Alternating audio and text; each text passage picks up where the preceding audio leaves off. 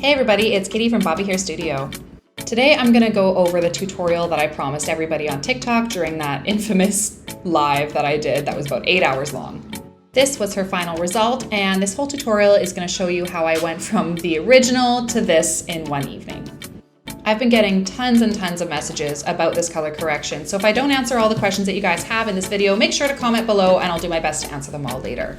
We're starting out with sectioning her in half because I'm going to do the back half entirely and then the front half entirely. I'll explain that a little bit later while I'm putting in her color.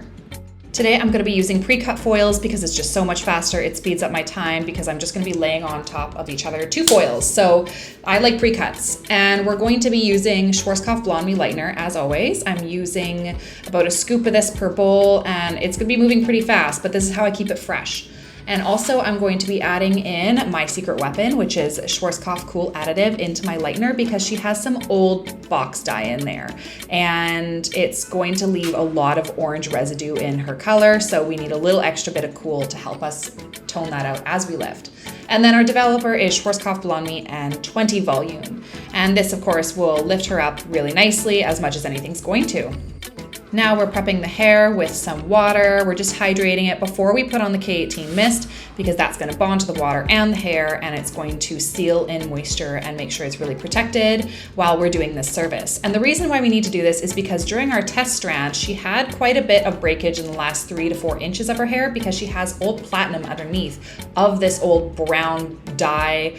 She says she got it done at a salon, and I do believe her, but some salons do cut corners and use things that are a little cheaper in order to save costs, and this product did not respond well to lightener, so I am using that treatment because I do feel like it is very necessary to protect the integrity of her hair as much as possible. We do still end up having some stretchy ends and needing to cut off some of the ends, but she came in and she said to me before we even did the appointment, I'm willing to go to chin length hair if I need to. I'm getting extensions anyways. I don't care. I just want to be blonde. And when a client travels 6 hours, from flight to come see you and says, I want to go blonde and it doesn't matter if I have to cut it all off, then yeah, you just do the service and it's fine. You don't mind about the consequence of having to cut off a few ends.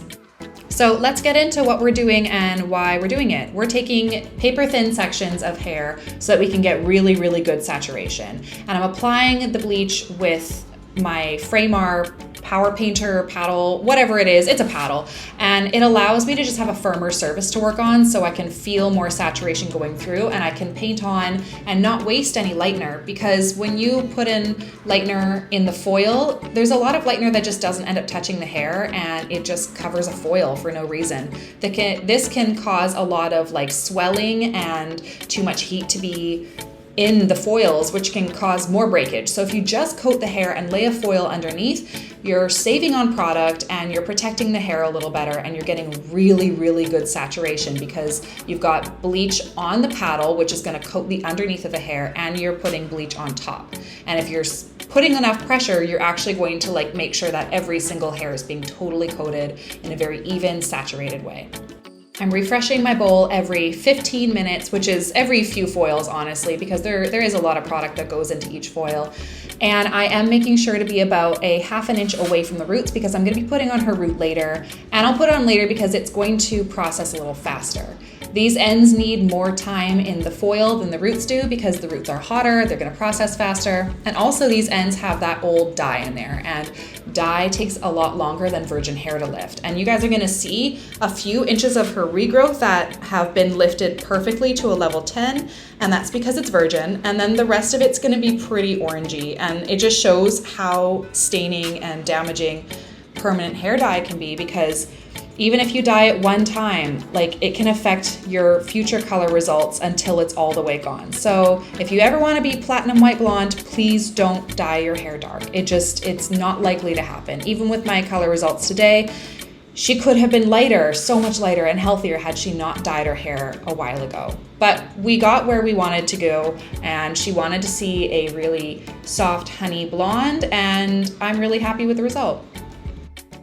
So I repeated the platinum card technique on the other side, and now I'm just checking some of my foils to see how the lift is. You can still see some orange color in there, so we're letting it process a little bit more while we put on the roots. So this is my favorite technique for when you do a platinum card and you still need to put on roots. You just lay 2 foils on top of each other, no folding, nothing like that, and you can scoot them down a tiny bit and hold each paper thin section nice and clean while you apply the root, and it pre-sections it for you. This is so easy, honestly, for any beginners learning how to do platinum card. Please do this. You don't even have to take the foil out yet, but this makes the root application so fast. Now I'm going to go into a little bit why I decided to do the entire back and then the entire front rather than doing it all at once. This client's natural hair lifts pretty quickly, even though the dyed hair doesn't lift very quickly. So because I'm doing platinum card and she has a lot of hair and it lifts quickly, I knew that time wouldn't really be on my side. So splitting the hair into 2 sections helps with the timing, because if a foil sits in there for a really long time with hair that's already really prone to damaging, then it can just make the hair drier and not feel as good if you're keeping bleach in there just for a longer time than it needs. And I also wanted to do this because it is a cleaner, more organized way to work when you're working with fast lifting hair. What this does is that I can get the back done entirely and braid it away or pin it away while I do the front, and I can do vice versa. I can pin the front away from the back and it just makes my sections more clean. Because I could put in the back and then put in the front and then put in the roots everywhere, but if her hair can't handle being in foils for that long, then that means those back foils are sitting in a foil for way too long, and I'll probably want to wash it out faster than it needs to be. And then the front is too dark, the back is too light, there's damage everywhere, and that just makes for an inconsistent result. So this does help with consistency, even though it takes longer than just applying everything all at once. For the timing, this appointment did take 7 hours. It was a really long service, and at $105 an hour, this is an expensive service. Here she is processing, and we have braided away the front of her hair so it can't touch. That way when we wash her out, it's just easy and clean and super easy to manage. Also, a pro tip, if you want to make sure that nothing is exposed to the air to dry out faster, just put a little foil on it, smush it in, and leave it to be. When she looks like she's done, I'm just going to go through everything and make sure some areas that are a little darker get a little extra coating and a little extra time to be lifted. And other areas that are done, I can scrape away the lightener from using my fingers, and I can just scrape it into the garbage along with all the foils. This lightens the weight on the back of her head, but it still gives some areas that need extra time to lift. It gives them that extra little boost. Also, on the TikTok live, there was a lot of negative comments, and I'm just going to take this moment right here to address them. Number 1, there doesn't seem to be another industry in the world where people who have no idea what they're talking about have such harsh critiques for professionals. People are seeing just a small tidbit of the appointment when they're coming in on live. They're, for the most part, not watching for the whole service, and they didn't see the conversation between me and my client beforehand. My client and I discussed thoroughly about what her expectations would be, especially because she flew from the other side of the country to come see me. She knows the risks of her hair. She knows what her hair can do, and she knows what it can't do. For people coming in on the TikTok live and just watching 2 or 3 minutes and trying to critique me on what I do and telling me that what I do is terrible and is breaking and frying my client's hair, they don't know what they're talking about. And if they say that they're a hairstylist, then they really don't know what they're talking about, because a real good hairstylist doesn't try to bring down another hairstylist. A good hairstylist will try to support and encourage other hairstylists, maybe with some professional critiques that are polite, but never with criticism that's in a mean or nasty or bullying type way. And number 2, it's all about trusting the process. My client trusts me and I trust my skills here, and I feel like that's more than enough trust that we need. We don't need the TikTokers to trust us. Honestly, a color correction is ugly for 95% of the appointment. It's just so ugly. And the last 10% is when the real color comes out, and that's when everybody's proven wrong. And it came to be in this situation as well. You can even see here that the bluest parts of her hair are the virgin areas. They've lifted so bright that they almost look blue now because of the cool additive. And the areas that still look a little bit less blue are the areas with her previous color in it, which are showing more orange and yellow tones underneath. You can see that. Even as we're washing it off, you can see those ends still have so much pigment left in them. And what that is it's not that her hair hasn't been lifted as much as the root, is that there's staining in there and it will not come out. So when you do permanently color your hair, it is permanent. It has permanent results. You will not get this white blonde result unless you have some crazy dye in there that likes to lift all the way out, which it has happened and it can happen, but for the most part, it doesn't. And basically after that shampooing, I'm not conditioning because I'm going to be putting in the K18 mask into the back of the hair to treat while I'm doing the front of her hair. So I'm just towel drying that.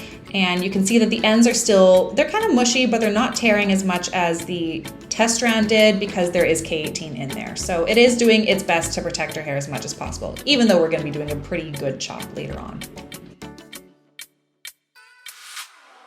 And here I am putting the mask into her hair and I'm just going to comb it out, and you're about to see some breakage. So I'm going to show you what the actual breakage looked like because this is an honest channel. I want to show you guys the honest reality of what can happen during color corrections. As well as my client knew about this, I showed her, this is the amount of breakage that we had in the back. This is not very much hair. This is probably about as much hair as she sheds every day. And I'm not upset with this amount of breakage. That feels very normal. It's okay. It's not a scary amount. Now we're moving on to the front and I am pulling out her old braids that I used to pull away her hair, and we're doing the same service as we did with the back entirely. Same formulas, same everything. And I'm just gonna take this moment here to tell everybody again, a color correction is just that. It is correcting the hair. It is not called a color perfection for a reason. We're not making the hair color perfect. When there is several previous different kinds of color in someone's hair, you can't expect perfection. You can't expect a virgin pure lift from hair that is not virgin. Sorry, but it is the truth. So when you're going for color correction, aim to correct the hair and make it closer to what they wanted rather than aiming for perfection, because perfection is impossible, and don't put that pressure on yourself. Here she is with her front processing, and it's just cooking, it's taking its time. And after we had the foils pulled out, I actually flopped each side over onto itself so that the top of the head could insulate and add some heat towards those middle areas that needed a little bit more processing time. And now that's done, we're going to wash her out and purple shampoo her the same way we did the back. And we're also going to apply the K18 mask again to everything. So that means the back is getting a double treatment of K18 and the front is getting a single treatment. That's totally fine. And this is where we're going to start putting in our toner formula. And of course, we're doing more than one toner, and I'll explain why once I show you the toners and why I'm mixing up some crazy colors here. So here is what her hair looks like after being bleached evenly to a level 10. You can see the old staining. You can see the ends are a little bit more of a muddy color. Her roots are a beautiful white blonde. And we just need to correct based off of what we're given. So we're trying to balance out the roots, the mids, and the ends with this next toner formula. What it's gonna do is make everything a little bit closer to the same level, add some warms and some cools, and it's just for balancing. This toner is a mix of TBH 8-51, 9-49, and 10-65, and they're all being mixed together with a 6-volume gel. The 8-51 is a level 8 gold cendre, so it's got an ash color and a gold in there. The 9-49 is a level 9 with a beige and a violet, and the 10-65 is a level 10 with chocolate and gold in it.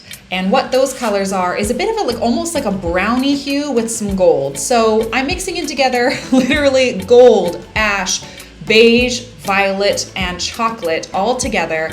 And what these are gonna do is kind of neutralize her hair all to one point and make it a lot easier for my second toner to balance things out. When there is color corrections, oftentimes there's multiple toners, and I do want to show my client what the hair looks like between each stage so they can stay totally informed on how the process works and they can have an input on what they want their hair to look like. I'm applying this toner to the roots first because the roots need a little longer to process because they're so light. It's like we're bringing the roots down to match the level of the orange. And that's actually what you need to do. Is when you're toning, you need to tone for the darkest area. I've had clients in the past want to tone for the lightest area and be okay with trimming away at the dark over time. And I've done that before, just based off of the fact that I know that it won't be long until that dark is fully gone. But her darkness goes pretty far up. That's going to be at least another year of growth. So we're going to right now tone for the dark color, and we'll work at getting a lighter color later on. I know the color looks really sketch and really scary while it's processing. It goes pink and then it goes purple, then it goes beige. But when you trust the process on this one, it actually evens out and balances the hair so much more, so that I can apply a root color and then an ash color to the ends without hopefully darkening it too much. After the full timing of the process, this is what our hair looks like in the sink. You can tell it's a lot more balanced. There's still a difference in the root versus the ends, but it does look a lot more balanced, and this is going to be a lot easier to tone because we almost needed to put a fill in the hair before we put on anything else, because a fill holds in the next toner, and the more toners we do, the better it holds for the longevity of her color. Just repeating myself here, this is not the final result. This is what our hair looks like being blow dried on live. I'm sorry about the quality, by the way. I'm taking some footage that I had from my phone as well as on the TikTok live. So that's why there's just varying levels of the quality of the footage. We fully dried her up so that her next toner can take on fully and it can have its full processing time on dry hair, which is what you're supposed to do with toners. You're not really supposed to put them on damp or wet hair. You know, if you dry them as much as you can with a towel, then that helps. But if you want it to super soak in and stay for as long as possible, apply to dry hair. So we took advantage of the dry hair moment so that we could do her haircut. We're trying to remove all those like damaged blonde ends because she's going to be getting extensions in. So I'm trying to do a point cut. I'm trying to add some layers to it. And the worst of her color is near the ends where there's that old blonde, because that old blonde sucked up her previous color and it won't let it go, even though it's being bleached now. So again, that old staining is going to be blended even more with that next toner, but a cut really helps. And whenever you get a color correction done, if you're open to a cut and you're open to getting as much cut off as needs to be possible, you're going to have a better result than if you try to hold on to the length of your hair. Here is what her hair looks like blow dried with that first toner. It's not looking bad. It's looking really warm. This is a little bit more golden than what we're wanting, but that next toner is going to even everything up because she's still looking pretty good here.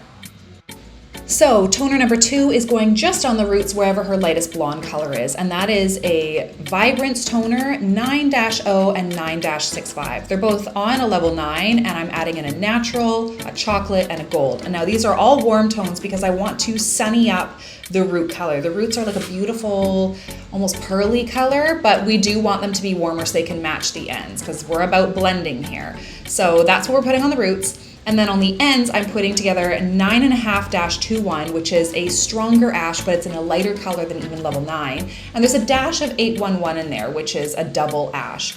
And so we've only put in a dash of it because we don't want to darken her color. We just want to like tweak the color a little bit. You can already see with the hair flopped on top how much of a difference there is in the two colors. This looks really scary, but I promise when it washes out, it's going to be an entirely new result. She's going to look so beautiful. It's going to be super even and almost seamless. So I am really proud of this hair, and I can't wait to show you guys the results.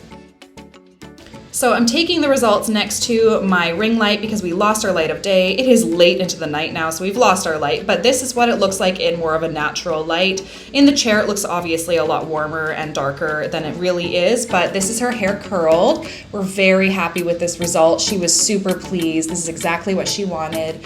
And everybody on TikTok seemed pretty surprised when they got to see it in a more natural lighting rather than indoor dark lighting after you lost the light of day. This is a really, really great piece to me, and I'm very happy with it. I hope you guys remember to like and subscribe and turn on the notification bells. I worked really, really hard on this, and I hope that you guys are all learning something from this channel. Again, there's multiple ways you can do this service. This is just the way I chose to do it this time, and you guys learned the reasons why I chose to do it this time. But tell me in the comments below what you would do if you had this client in your chair, and maybe I can learn something from you. Have a great night, you guys. Enjoy!